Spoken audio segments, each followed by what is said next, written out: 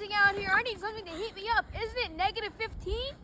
Well, Gasberry makes furnaces to heat you right up. What? Where? Not that kind of furnace. Gasberry makes furnaces that heat up metal. Oh, I'm warm now.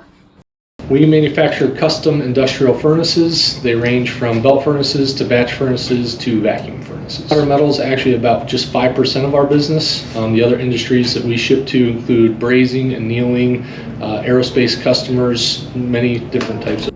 Let's take you on a tour through the manufacturing process of a furnace. Hi, my name is Shirley Gaffey, and I am customer. My function here is to keep our customers operational.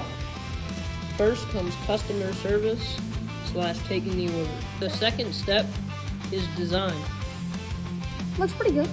Blake Cool, fabricator for Gasberry, to build furnace boxes and some of the smaller pieces that go along with them. The fourth step is fabrication.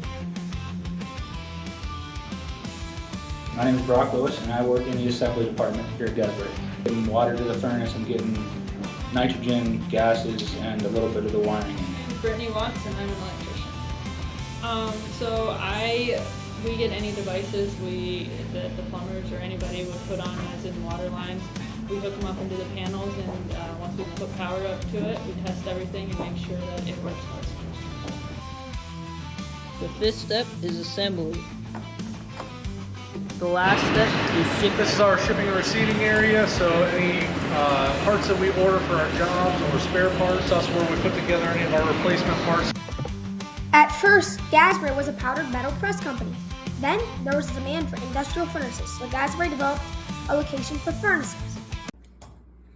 Whoa! Where'd all the snow go? Gasberry's top quality furnaces and customer service can't be beat. That's what's so cool about manufacturing.